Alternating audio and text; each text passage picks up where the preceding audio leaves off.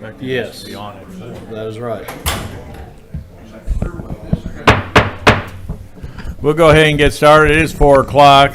Today we're going to review the action items that will be formally addressed next Tuesday, October 21st, 2025, beginning at 6 p.m. right here at Board Chambers in City Hall. I'm going to call upon Harmony, our city clerk, to begin the review of the agenda. We have a few people that are coming. Okay, here comes our city manager, Mr. Burrow. So I'll keep talking for a minute and let him get settled. Well, Mayor, if I could just remind everybody too, following this agenda session, we do have a work session immediately following this. So please note that we will present the draft of Safe Streets for All plan following this agenda session. Very good. Well, thank you, Mr. City Manager. Thank you, Mayor. Board. Sorry I was coming in. I'm working on the budget, and if I didn't hear you speaking in here, I may have just kept on working. First item is consider resolution R25-186, a resolution acknowledging receipt of the City of Hot Springs financial statements for August 2025. Karen Scott, our finance director, will present. Thank you. Good afternoon. The monthly financial statements are issued to keep city management and citizens apprised of the financial condition of the City of Hot Springs. The August 2025 financial statements will be provided as an attachment to the board action request, and staff recommends acknowledging receipt of the August 2025 financial statements. Any questions of Karen? Thank you. Thank you. Next item is consider resolution R25-187, a resolution approving the purchase of a side load collection vehicle from River City Hydraulics, Inc., pursuant to the cooperative purchasing program through Sourcewell. This is in the amount of $166,563, and our solid waste director, Samantha Jones, will present. Hello. I'm requesting board approval to purchase a side load collection vehicle from River City Hydraulics, Inc. through the purchasing cooperative program Sourcewell. The purchase price of $166,563 is below the amount included in the 2025 budget. This vehicle is used to service our downtown area as well as other areas in town where the bigger trucks can't access it. This will replace Unit 9433, which is a 2015 model, and 9433 will be sold once we receive the new unit, if approved. Okay, any questions on this item? Thank you. Thank you. Next is consider resolution R25-188, a resolution authorizing the submission of a notice of intent for hazard mitigation grant funding to the Arkansas Division of Emergency Management for a backup generator, 2 backup generators at the Hot Springs Community Resource Center. And Sarah DeLozier, our grant writer, will present this item. Thank you. Good afternoon. As you know, the city owns the Community Resource Center at 109 Hobson Avenue, which serves as a year-round hub for vulnerable and at-risk residents and is activated during disaster events as an emergency shelter with the capacity for 112 beds. In 2025, the CRC was activated for multiple winter storm events. The facility also operates daily with 14 partner agencies providing wraparound services, including the Department of Human Services, Veteran Services, Workforce Programs, and Family Support. On September 11th, 2025, staff received a high-level cost estimate from Lucas, Marriott, and Associates for installing backup generators at the CRC. The estimate calls for 2 distinct 150-kilowatt generators, 1 for each building, based on service size, along with electrical engineering fees, a concrete pad, and a short gas line extension. This sizing is preliminary and not yet based on detailed load calculations. If the project advances, a more in-depth engineering study will be completed to confirm for final design and generator sizing, which is part of the electrical engineering fees quoted. The Arkansas Division of Emergency Management administers FEMA's Hazard Mitigation Grant Program, which funds projects to protect critical facilities and reduce risks from hazards such as winter storms and severe weather.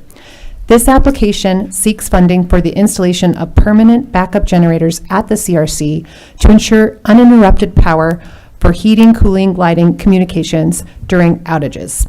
This project aligns with the Garland County Hazard Mitigation Plan, which the Hot Springs Board of Directors adopted in March of 2024, and it prioritizes hardening critical facilities and reducing loss of life during disasters. If awarded, the State of Arkansas Hazard Mitigation Program would fund 75% of the total project cost, with the city responsible for a 25% local match, estimated at $108,500 based upon that estimate we have received. While the 2026 budget process is underway, the final adoption has not occurred. Submission of this grant or notice of intent would preserve our eligibility, and it is due October 17th. If selected, the funding staff will return to the Board of Directors for formal acceptance of the award and approval of the local match through the formal and appropriate process. At this time, there would be no impact for finances, just allowing us to submit. If awarded, as I said, we would come back and bring this for full approval for the participation of the 25% cost share amount, currently estimated at $108,500, which is 25% of the cost estimate of $434,000. Any questions? Did you say the deadline was October 17th? Correct. That's why, Is this going to be after the fact? well, we'll be bringing it back to the board if we're awarded anything. This is just to have the board allow us to apply. Additionally, if board did not approve next Tuesday, we would just reach back out and withdraw our application from consideration. Okay. Yeah. So is it anticipated that 100% of the facility would be operational if we lost power with these two generators? Correct. That's correct. All aspects of the facility. That's right. Any further questions? Thank you. Thank you. Moving to the next item is consider Resolution R-25-189, a resolution setting a time and date for a hearing to vacate, abandon, and close Pyron Street and a portion of Otsego Street in Hot Springs, Garland County, Arkansas, and I believe our city clerk, Harmony Morrissey, will discuss. Yes, sir. Silver Spur Properties LLC is represented by Rickett McCroney Engineering, and they have filed an application and petition to vacate Pyron Street in the northernmost portion of Otsego Street. City staff has reviewed this request, and utility providers are currently reviewing it. All of those responses should be received by the end of this week. The proposed resolution simply sets the date for the public hearing, which would be at your November 4th business meeting. Okay. Any questions of Harmony? Hearing none. Thank you. Next item is consider Resolution R-25-190, a resolution declaring a certain structure located at 101 Montreal Street a nuisance and condemning same pursuant to Title 17 of the Hot Springs Code. And our Neighborhood Services Manager, James Hartage, will discuss the item. Thank you, Bill. Mr. Mayor, I appreciate you allowing me to be here today. The City of Hot Springs proposes condemnation for the purpose of demolishing and clearing the structure located at 101 Montreal Street. This is a single-family residence located in District 2. The owners are three sisters, Corrine Cooper, Peggy West, and Jacqueline Hill. Miss Cooper is deceased. Property taxes on this property are current due to the fact that there was a homestead credit on the property. In February of this year, Miss Jacqueline Hill, requested information from the city regarding having the city remove the structure located at 101 Montreal. I spoke with Miss Hill and explained that demolition by the city would result in a lien on the property. And then in March, Ms. Hill returned with a signed, notarized copy of the consent for demolition form signed by both her and her sister, Miss Peggy West. And at that time, she explained that Ms. Cooper was deceased. After receipt of the document, our office requested a limited title search and referred the file to the attorney ad litem, because there was no record of probate in the file for Ms. Cooper. The attorney ad litem handled the notification to Miss Cooper, Miss West, and Miss Hill, as well as the children of Miss Cooper, Jabari West and Lakeisha Cooper. Also placed ads in the newspaper and took care of notifications. At the same time, our Public Information Department posted notices on the city's social media pages. Each of those posts had my phone number on it, the phone number for my office. And after that post went out, Miss Lakeisha Cooper did reach out and call me at my office, and I explained to her that the process we were going through and advised her to be at the board meeting on the 21st in case she had anything to mention to the board. Soon after the process started, the owners authorized the removal of the siding and doors from the structure by some of the family members who wanted to keep those items. This has further damaged the property and increased the risk to public safety. Due to the current condition of the structure, the owner's desire to have it removed, we are recommending condemnation and removal of the structure. Any questions on this item? Hearing none, thank you. Next item is consider resolution R 25-191, a resolution declaring a certain structure located at 229 Bluff Street a nuisance and condemning same pursuant to Title 17 of the Hot Springs Code. And again, Mr. Hartage. The city is recommending condemnation for the purpose of demolishing and clearing the structure located at 229 Bluff. Again, this is a single-family residence located in District 1. The owners are Herman and Flossie Knowles, both of whom are deceased. Taxes for this property are current. This file, we've actually had a file on this property in Neighborhood Services since November of 1998. We've been working on this project off and on for the past 27 years. Many of the notices from the most recent notices are similar to the notices that were issued in 1998. Violations included missing and damaged siding, damaged roofing, damaged porch floors and roof, and the foundation doesn't have a footing. It doesn't have any blocks under it. It's on a post and beam, or probably more like a stone and beam foundation. Again, this file was sent to the Attorney Lottom in August. He handled the notifications to the Knowles estate, as well as Miss Adrian Knowles, who had recorded a quit claim deed on the property, as well as another couple, Dewey and Naomi Knowles, who had been receiving tax notifications for the property. Again, the Public Information Department posted notices on Facebook, social media sites, and to this date, I have not received any calls requesting information on this property or adding to the information on this property. Due to the extent of the deterioration, the risk to the public health and safety, the owner's inability or unwillingness to repair or remove the structure, and having no reasonable alternative, we are recommending that the structure be removed. Any questions on this item? Hearing none, thank you. Next is consider resolution R 25-192, a resolution declaring a certain structure located at 210 Walter Street a nuisance and condemning same pursuant to Title 17 of the Hot Springs Code. Mr. Hartage. As you said, this is property located at 210 Walter Street. It's a single-family residence located in District 1. The owners of this property are Ralph Williams and Louise Williams, both of whom are deceased. Taxes for the property are 2 years delinquent with a bill of $413.87. And that does not include the taxes that are due next week. Notice has been issued to the Neighborhood Services Division to the address of record for both Mr. and Mrs. Williams, as well as Miss Barbara Crom. Since November of 21, during the course of our communication, the family had the collapsing porch roof removed with no other improvements happening after that. Adverse conditions to the structure include damaged roof resulting in leaks, damaged interior ceilings and walls. In addition, our office receives regular calls of a squatter living in the structure.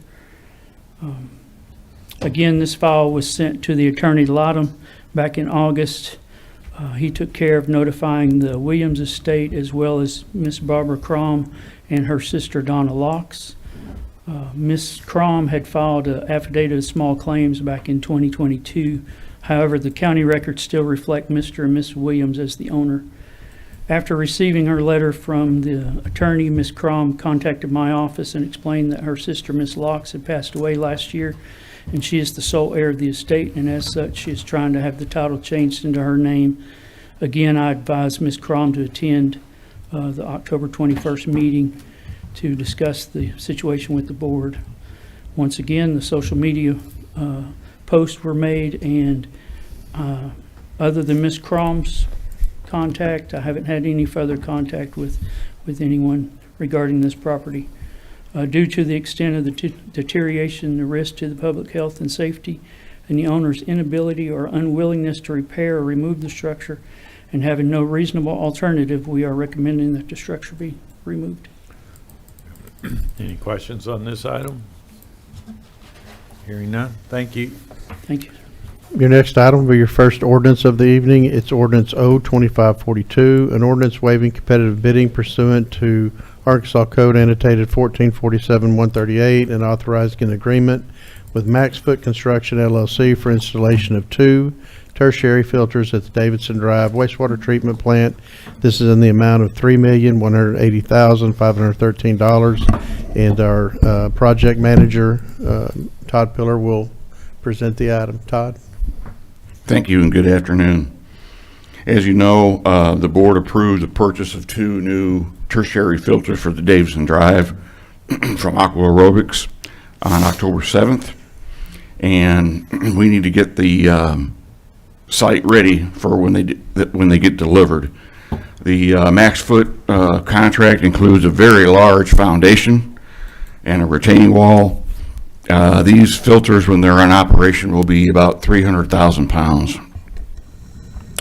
It also includes the inlet and outlet piping, the valves, and most importantly, they have included offloading the filters when they arrive.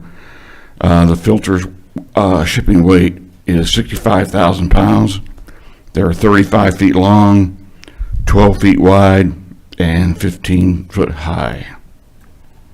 And the price is a not-to-exceed price of $3,180,513.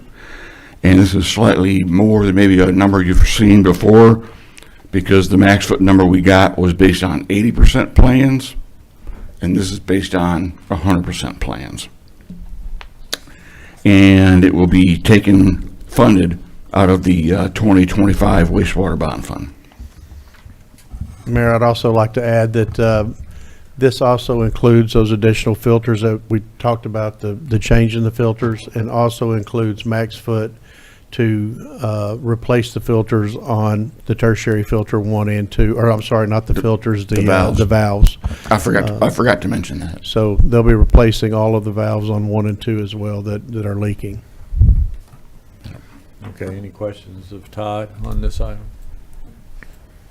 Hearing none, thank you. Next item will be your final item of the evening. It's ordinance O-2543, an ordinance waiving competitive bidding pursuant to Arkansas Code annotated 1447-138, and authorizing an agreement with Max Foot Construction Company LLC for construction of a new discharge effluent structure at the Davidson Drive wastewater treatment plant in the amount of $510,000. And again, Mr. Pillar. Thank you.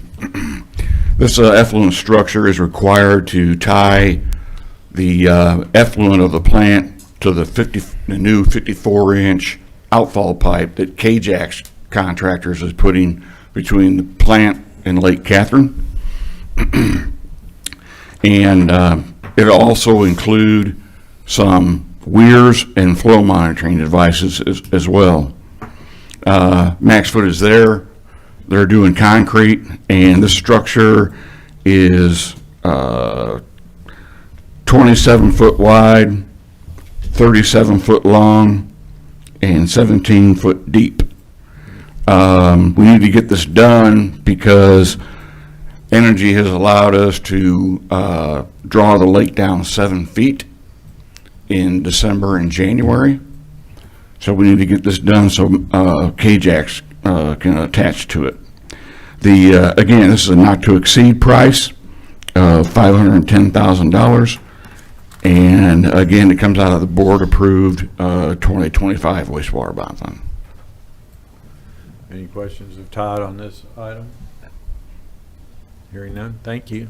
Thank you. Mayor, that completes all the items for your October 21st meeting. Well, we do have a work session, correct? Correct. Okay, so we're going to change over.